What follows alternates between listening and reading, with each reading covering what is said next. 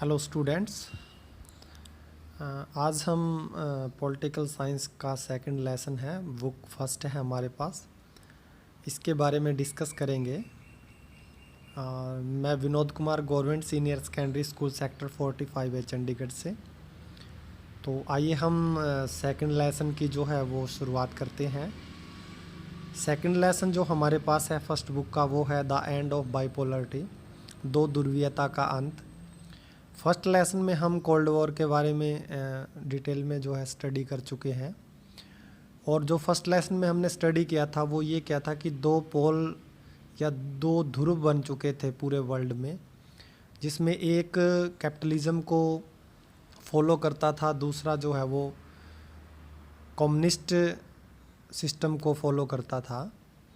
जो कैपिटलिज्म है उसका जो समर्थक देश था वो यूएसए था, अमेरिका था। अगर हम कम्युनिस्ट की बात करें तो उसका समर्थक में यूएसएसआर जो है वो उसको समर्थित करता था। अब हम बात करेंगे कि ये जो दो ध्रुवीयता थी, ये जो दो पोल क्रिएट हो चुके थे, इनका अंत कैसे हुआ, यानी ये बाइपोलरिटी कैसे समाप्त हुई और देश जो है वो एक पोल में कैसे कन्वर्ट हो गया था, वही हम इस लेसन में जो है डिस्कस करेंगे। आइए शुरुआत करते हैं। लेसन की शुरुआत में हम सबसे पहले बात करेंगे रशियन रेवोल्यूशन, रूसी क्रांति। 1917 में हुई थी रूसी क्रांति।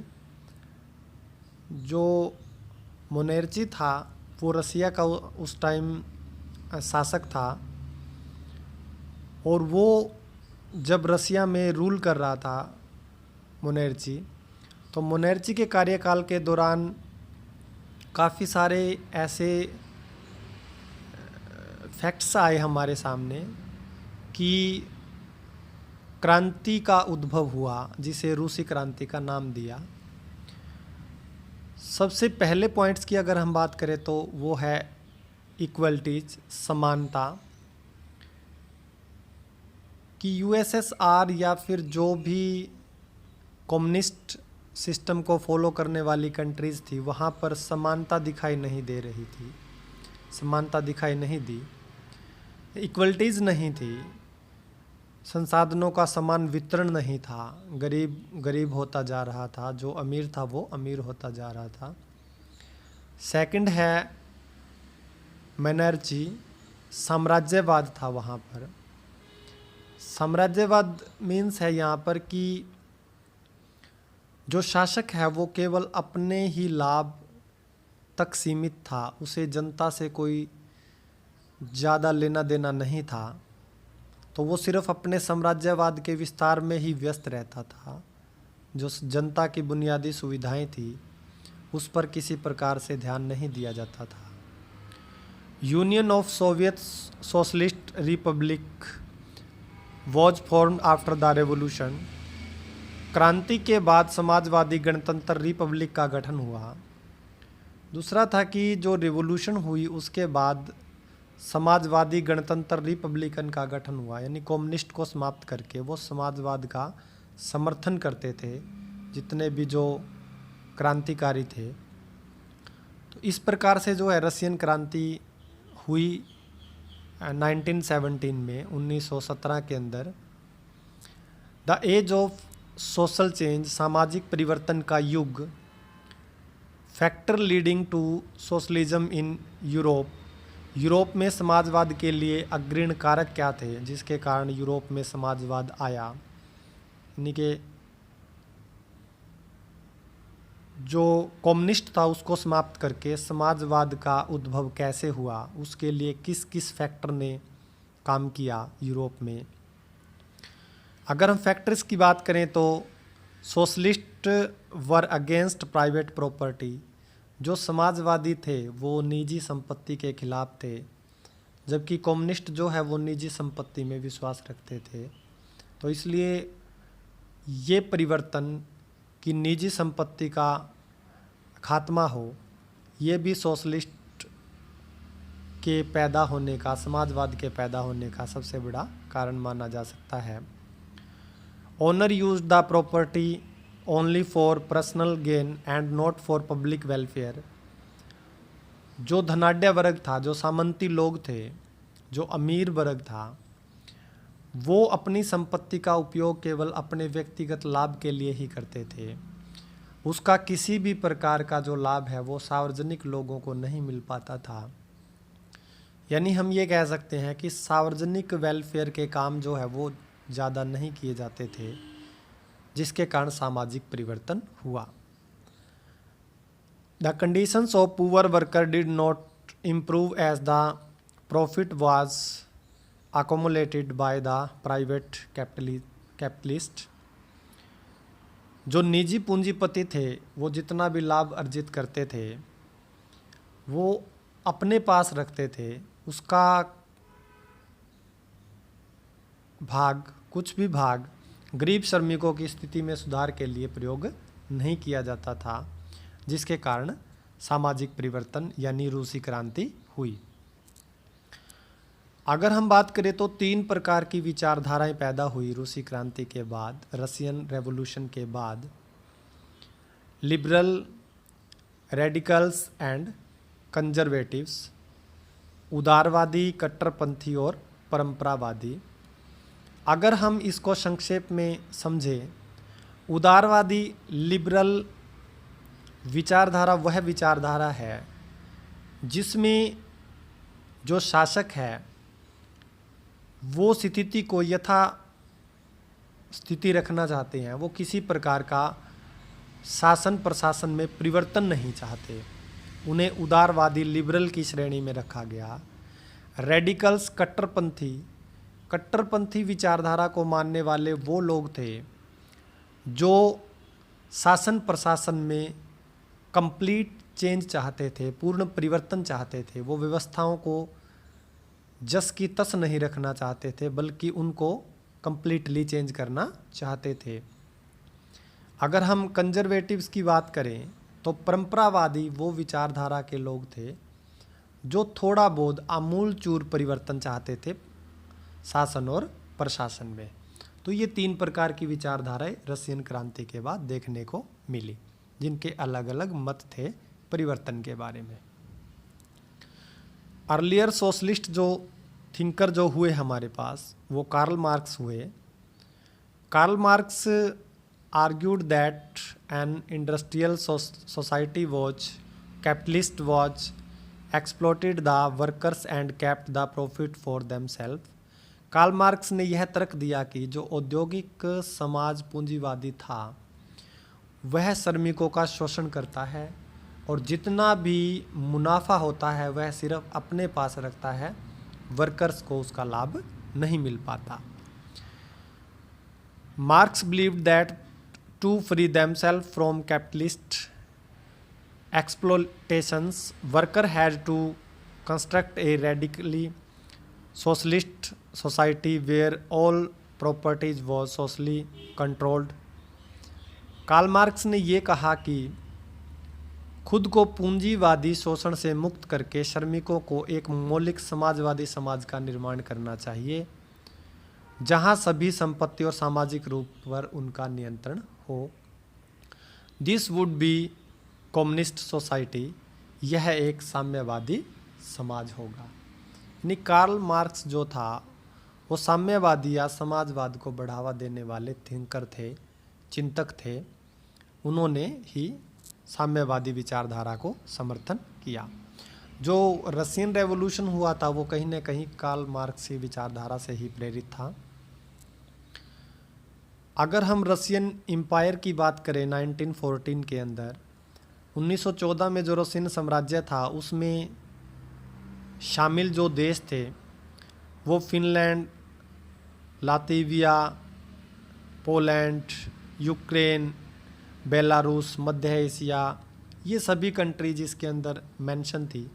यूएसएसआर के अंदर मेंशन थी। आज का जो कजाकिस्तान है, यूक्रेन है, बेलारूस है, ये पहले यूएसएसआर का हिस्सा होते थे। तो ये जो रशियन एम्पायर था ये काफ़ी विस्तृत एम्पायर था।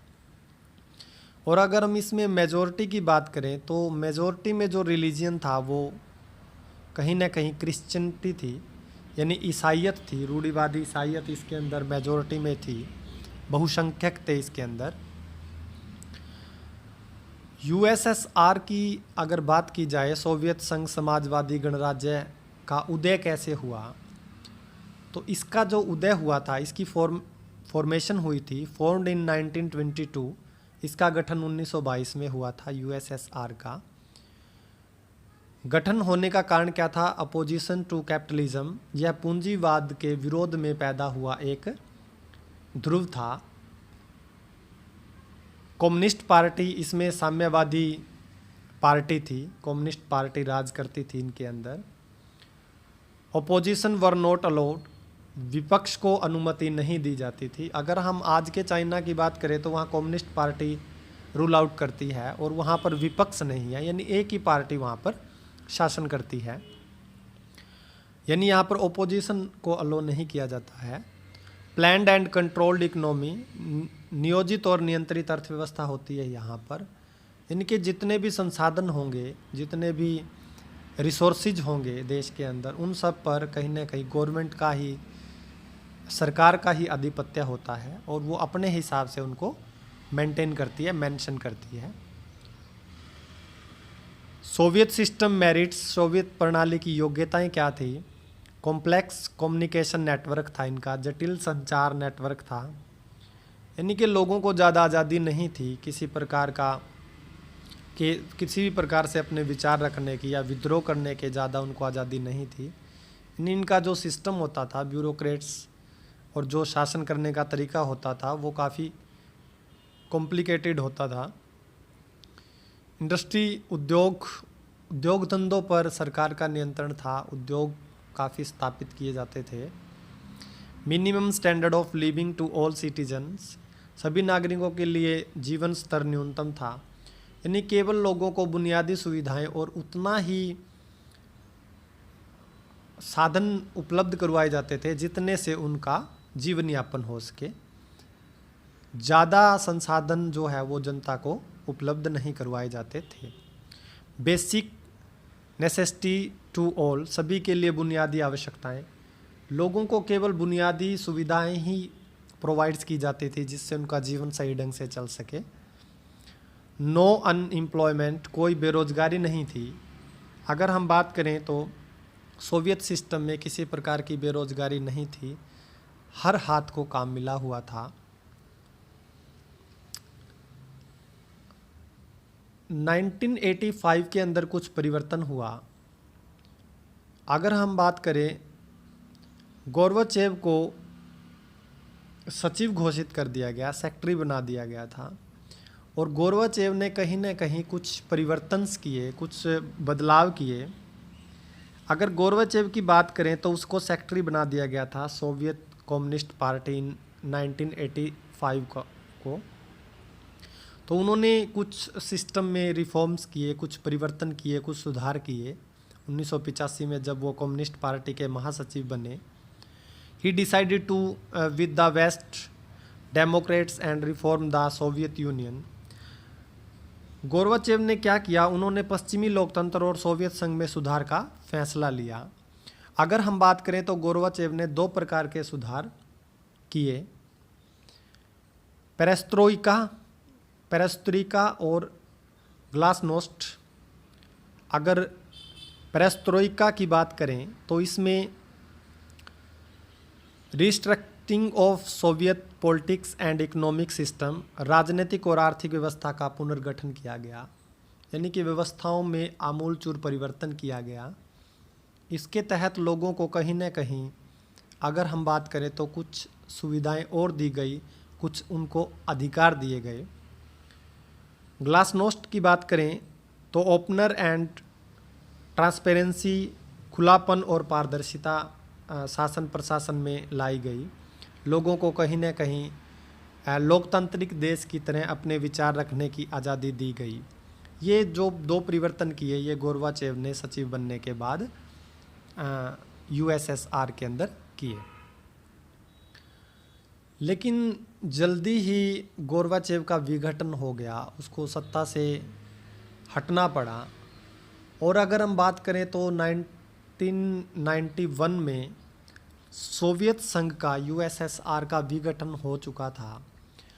जैसे ही 1991 में तख्ता पलट हुआ, इससे कम्युनिस्ट में प्रोत्साहन किया, इसको कम्युनिस्ट प्रोत्साहन मिला, इसको कम्युनिस्ट रूल साम्यवादी नियम बने। और कहीं न कहीं अगर हम बात करें, बोरिस जो है वो नायक के रूप में उभरे, और बोरिस नायक के रूप में उभरने के बाद वो केंद्रीय नियंत्रण का मतलब उन्होंने केंद्रीय नियंत्रण का विरोध किया और वो सत्ता के केंद्र में आ गए। 26 दिसंबर 1991 को जो यूएसएसआर है उसका विघटन हो गया, वो टूट गया। और यूएसएसआर के विघटन के परिणाम स्वरूप रूसिया, यूक्रेन, बेलारूस, ये जितने भी कजाकिस्तान, ये जितनी भी कंट्रीज़ थी, इन्होंने अपने आप को स्वतंत्र कंट्रीज़ के रूप में घोषित कर दिया, यानी आज़ाद देशों के रूप में ये अलग हो गए यूएसएसआर से।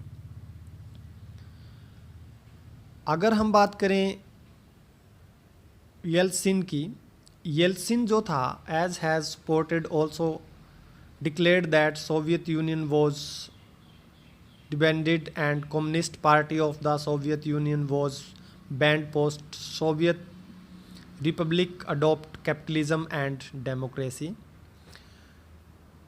येल्सिन और उसके समर्थकों ने यह भी घोषणा की कि सोवियत संघ को भंग कर दिया गया था और सोवियत संघ ने अब कम्युनिस्ट पार्टी पर प्रतिबंध लगा दिया और सोवियत संघ जो है वो पूंजीवादी और लोकतंत्र को उसने अपना लिया है।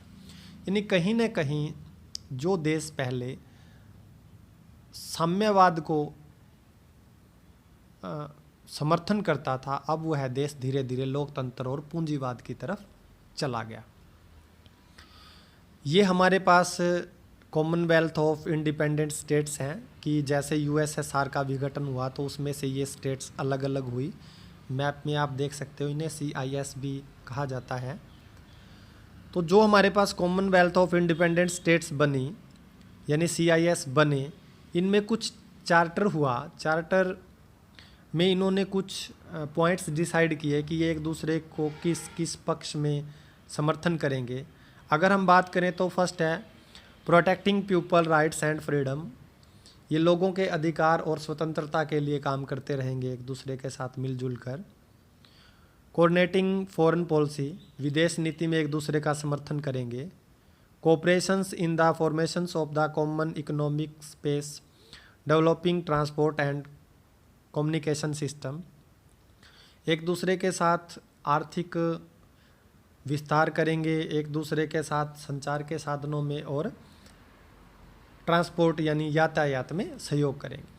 Health care and environmental protections, एक दूसरे को स्वास्थ्य और पर्यावरणीय सहायता प्रदान करेंगे।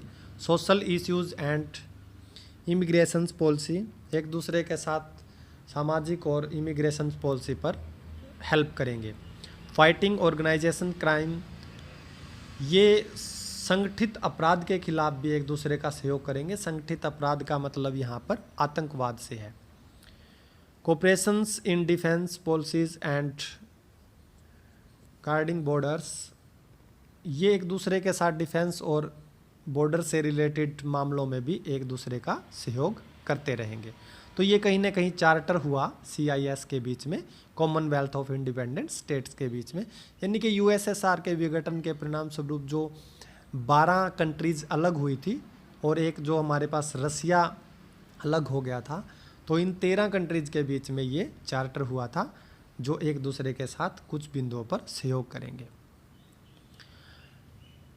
रूस के बाद अगर हम बात करें तो सोवियत संघ का उत्तराधिकारी के रूप में रूस उभर कर सामने आया, और जो पहले USSR UNO में प्रतिनिधित्व करता था, तो अब प्रतिनिधित्व के रूप में USSR की जगह रूस को चुना गया, रसिया को चुन लिया गया। Reason of disintegrations of USSR, Soviet संघ समाजवाद गणतंत्र के विघटन के कारण क्या रहे उनकी अगर हम बात करें। एक्सपेंसिव आर्म्स रेस, महंगे शस्त्र दौड़, अगर हम बात करें तो USSR ने अपनी इकोनॉमी का बहुत बड़ा भाग वो अस्त्र शस्त्रों की होड़ में लगा दिया था, इसलिए देश में इकोनॉमिकली काफ़ी प्रॉब्लम्स उसको फेस करनी पड़ी।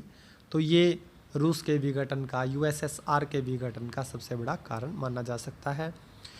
Economy advance in the west, पश्चिम की जो आर्थिक व्यवस्था थी वो यूएसएसआर से ज़्यादा ग्रोथ कर गई थी, तो कहीं ना कहीं उन्हें वहाँ की जनता को ये लगा कि जो कैपिटलिज्म का जो आइडिया है वो कहीं ना कहीं कम्युनलिज्म के आइडिया से बेटर है। अनअकाउंटेबल एडमिनिस्ट्रेटिव सिस्टम, बेहिसाब प्रशासनिक व्यवस्थाएं थी।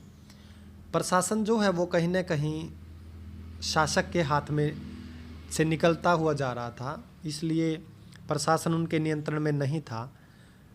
प्रशासन पर किसी प्रकार की जो उस टाइम के शासक है, यूएसएसआर के जो रूल आउट करने वाले जो नेता थे वो उस पर लगाम नहीं लगा सके, जिसके कारण यूएसएसआर का विघटन हुआ। ब्यूरोक्रेसी, नौकरशाही बहुत अधिक थी, कहीं ना कहीं नौकरशाही की धाक थी, तो नौकरशाही भी यूएसएसआर के विघटन का कारण मानी जा सकती है। अथॉरिटी ऑफ सेंट्रलाइजेशंस, केंद्रीकरण का अधिकार, कि कहीं ना कहीं केंद्रीकरण का अधिकार हो चुका था कि जो पावर है वो सत्ता तक ही केंद्रीकृत थी या ब्यूरोक्रेट्स तक ही वो सीमित थी। आम जनता को किसी प्रकार के अधिकार प्राप्त नहीं थे, यह भी यूएसएसआर के विघटन का कारण था। रिफॉर्म ऑफ गोर्बाचेव, जो गोर्बाचेव ने जो परिवर्तन किए, जो सुधार किए, कि उसने लोगों को बोलने की आज़ादी और ज़्यादा सुविधाएं प्रोवाइड्स की थी गोर्बाचेव ने।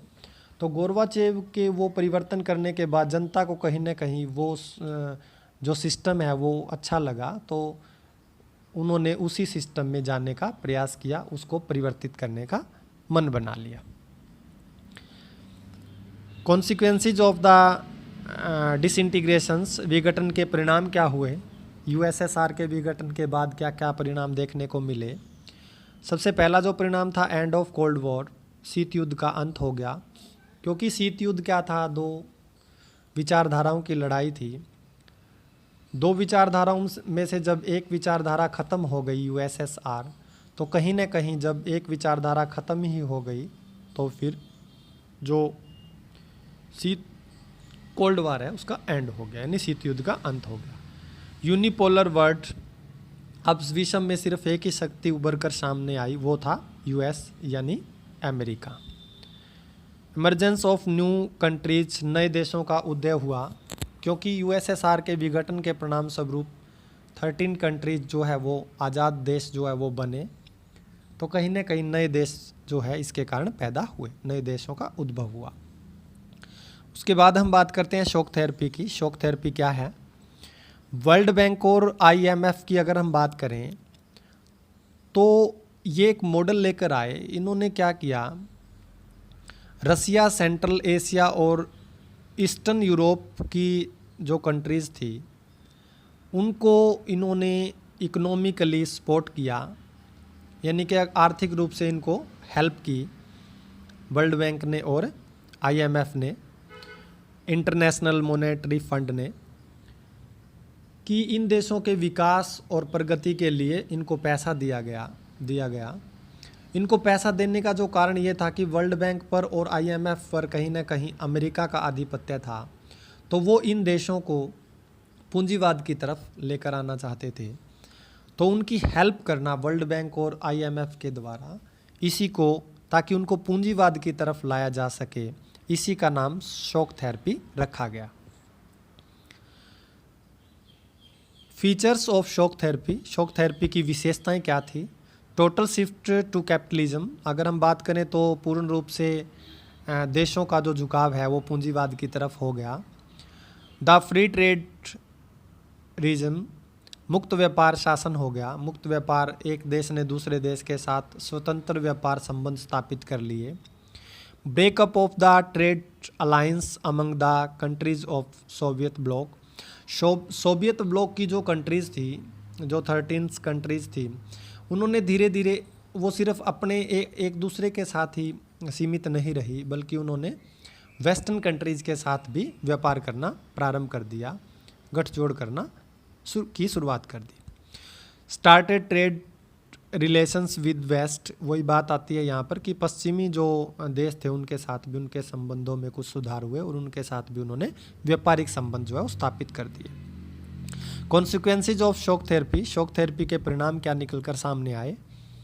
State controlled industry complex among collapsed, राज्य नियंत्रण औद्योगिक परिसर लगभग ध्वस्त हो चुके थे, यानी कि जो राज्य का नियंत्रण था संसाधनों पर, पूंजीवाद ने धीरे धीरे उसको नष्ट कर दिया, यानी शॉक थेरेपी के कारण उनका विघटन हो चुका था।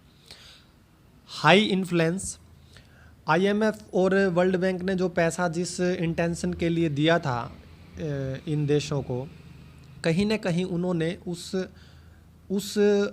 क्षेत्र में उस पैसे को नहीं लगाया, जिसके कारण उच्च मुद्रास्फीति पैदा हो गई। पॉवर्टी, गरीबी बढ़ी, गरीबी बहुत अधिक बढ़ गई थी इन देशों में। ग्रोथ ऑफ माफिया जिनको अधिकार था, जिन्हें लाइसेंस जारी किए गए थे उद्योग धंधे खरीदने के लिए, उन्होंने अपने लाइसेंस को औने पौने दामों पर बेच दिया, और जिन लोगों ने उन लाइसेंसों को खरीदा, जिन धनाढ्य लोगों ने उन लाइसेंसों को खरीदा, उन्होंने उद्योग धंधों पर पूर्ण नियंत्रण स्थापित कर लिया, जिसके कारण जनता तक वह लाभ नहीं पहुंच पाया जिसकी कल्पना आईएमएफ और वर्ल्ड बैंक ने की थी। तो कहीं ना कहीं लोगों को गरीबी की तरफ अग्रसर हो गए, लोग गरीब हो गए, और ग्रोथ ऑफ माफिया का वर्चस्व दिखाई देने लग गया। तो इस प्रकार से राष्ट्रपति की तानाशाही बढ़ गई थी। जो प्रेसिडेंट्स थे वहाँ पर, उन्होंने कॉन्स्टिट्यूशंस में कुछ परिवर्तन किए। कॉन्स्टिट्यूशंस में परिवर्तन करने के बाद इन्होंने बहुत सी शक्तियाँ अपने पक्ष में रख ली, जिसके कारण उनकी तानाशाही धीरे धीरे बढ़ गई थी। इकोनॉमिक्स इनइक्वलिटीज़ पैदा हो गई, आर्थिक असमानता दिखाई देती है हमें, अमीर अमीर होता गया और गरीब होता गया। सिविल वॉर एंड, अगर हम देखें तो नागरिक युद्ध और विद्रोह हमें दिखाई देते हैं। सिविल युद्ध, वॉर हमें दिखाई दिए। नागरिकों में असमानता होने के कारण कहीं ना कहीं लोगों में विद्रोह की भावना भर गई थी, और विद्रोह हमें दिखाई देते हैं। इंडिया एंड यूएसएसआर, भारत और यूएसएसआर के संबंध की अगर बात की जाए तो भारत और यूएसएसआर के संबंध प्रारंभ से ही अच्छे रहे हैं। अगर हम बात करें तो economic, technique and economic, public sector companies, आर्थिक, तकनीकी और आर्थिक सार्वजनिक क्षेत्र की कंपनियों में, यानी कि भारत के अंदर जितनी भी बड़ी बड़ी स्वतंत्रता के बाद कंपनियां स्थापित की गई, तो उसमें उनको स्टेबलाइज करने में, उनको स्थापित करने में यूएसएसआर ने भारत की महत्वपूर्ण मदद की थी। पॉलिटिकली अगर हम बात करें, सपोर्ट इन कश्मीर इश्यूज़, राजनीतिक रूप से बात करें तो 1971 के अंदर यूएनओ में यूएसएसआर ने भारत का पक्ष में जो है वोटिंग की, भारत का पक्ष रखा, भारत के पक्ष में मजबूती से यूएसएसआर जो है वो खड़ा रहा। Military, Soviet union support military hardware and technology, अगर हम बात करें तो सोवियत संघ जो है वो कहीं ना कहीं सैन्य हार्डवेयर और प्रौद्योगिकी की आपूर्ति के लिए भारत की हमेशा से ही मदद करता रहा है। अब भी हम अगर देखें तो राफेल जैसे जो विमान है, लड़ाकू विमान है, वो भी कहीं ना कहीं रसिया से ही लिए गए हैं। तो स्टार्टिंग से ही रसिया जब यूएसएसआर के रूप में था, तो तब से ही भारत और रसिया के संबंध जो है वो यूएसएसआर के संबंध काफ़ी अच्छे रहे हैं। कल्चरल अगर देखें, सांस्कृतिक संबंध देखें, Hindi film were popular in USSR cultural exchange, Hindi film की जो सांस्कृतिक आदान प्रदान हुआ, क्योंकि काफ़ी सारी हिंदी फिल्में यूएसएसआर के जो देश थे उनमें शूट की जाती थी, वहाँ की साइट्स पर शूट की जाती थी। तो इस प्रकार से भारत और यूएसएसआर के जो कल्चरल है, जो सांस्कृतिक संबंध है, वो भी काफ़ी मजबूत थे। India and communist countries, Bharat और साम्यवादी देशों के साथ संबंध कैसे रहे? Relation with post communist countries, साम्यवादी देशों के साथ भी भारत के संबंध हमेशा से अच्छे रहे हैं। India Russia relations in the strongest, Bharat और रूस के संबंध हमेशा ही मजबूत रहे हैं, जिनकी बात हम इससे पहले भी कर चुके हैं। India and Russia support the concept of multipolar world, Bharat और रूस ने बहु ध्रुवीय दुनिया के संकल्प का समर्थन किया। कलेक्टिव सोसाइटी, सामूहिक सुरक्षा। भारत और रसिया एक दूसरे को कहीं ना कहीं सुरक्षा के क्षेत्र में सपोर्ट करता रहा है। ग्रेटर स्पेस फॉर रीजनलाइजिंग, अक्षेत्रीयता के लिए अधिक से अधिक स्थान है। एक दूसरे के साथ अक्षेत्रीय संबंधों में भी भारत और रसिया के संबंध काफ़ी अच्छे रहे हैं। अंतर्राष्ट्रीय संघर्षों में इनके समझौते, इंटरनेशनल जो कॉन्फ्लिक्ट है, अगर अंतर्राष्ट्रीय रूप से इनके कहीं ना कहीं कोई एक दूसरे के साथ कॉन्फ्लिक्ट है, विरोधाभास है, तो वहाँ भी इन्होंने अपने मामलों को कहीं ना कहीं एक दूसरे के साथ बातचीत से सुलझाया है। एन इंडिपेंडेंट फॉरेन पॉलिसी, स्वतंत्र विदेश नीति है इनकी। भारत और रसिया की जो आपस में विदेश नीति है वो स्वतंत्र है। इसका इन दोनों देशों की विदेश नीति पर किसी अन्य देश का कोई प्रभाव नहीं पड़ता। यानी कि अन्य देश के साथ हमारे देश के संबंध कैसे हैं, इसका रसिया और हमारे देश के संबंधों पर कभी भी कोई विपरीत प्रभाव देखने को नहीं मिला। Decision making thought bodies like the UNA, संयुक्त राष्ट्र जैसे निकायों के माध्यम से निर्णय लेना। कहीं ना कहीं यूएनओ में भी रसिया ने हमेशा ही भारत का पक्ष जो है वो लिया है बड़ी मजबूती के साथ। बेनिफिट्स टू इंडिया, भारत को रसिया से किस प्रकार लाभ हुआ है। कश्मीर इशू के ऊपर भारत को रसिया का बेनिफिट्स मिलता है। एनर्जी सप्लाई की बात करें, शेयरिंग ऑफ इंफॉर्मेशन, एक दूसरे के साथ जानकारी साझा करना, या फिर टेररिज्म, आतंकवाद, इस प्रकार के काफ़ी सारे मुद्दे हैं आप यहाँ देख सकते हैं जिसमें भारत और रसिया जो है वो एक दूसरे को लाभ पहुँचाते हैं। अगर रूस के लिए लाभ, भारत की अगर हम बात करें कि भारत से रसिया को क्या लाभ है, रूस के लिए लाभ, तो India is the second largest arm market for the Russia. Bharat विश्व का दूसरा सबसे बड़ा देश है जो रसिया से हथियार जो है वो खरीदता है। तो इस प्रकार से हथियार खरीदने के मामले में भारत दूसरा सबसे बड़ा बाजार है अन्य देशों की बाद। India is an oil exporting Nations, Bharat जो है रसिया से तेल खरीदता है, कच्चा तेल खरीदता है। तो इस प्रकार से रसिया को बहुत सारा जो पैसा है, बहुत सारी जो इकोनॉमी है वो भारत से मिलती है तेल खरीदने के मामले में। तो इस प्रकार से सिर्फ भारत को ही रसिया से लाभ नहीं है, बल्कि रसिया को भी भारत से काफ़ी सारे, रूस को भी भारत से काफ़ी सारे लाभ है। तो ये था हमारे पास सेकंड लेसन फर्स्ट बुक का, जिसमें हमने डिस्कस किया कि रूसी क्रांति क्या थी, यूएसएसआर का विघटन कैसे हुआ, यूएसएसआर के विघटन के बाद जो 12 देश अलग हुए रूस से, उन्होंने अपना शासन प्रशासन कैसे चलाया, भारत और रसिया के संबंध कैसे हैं।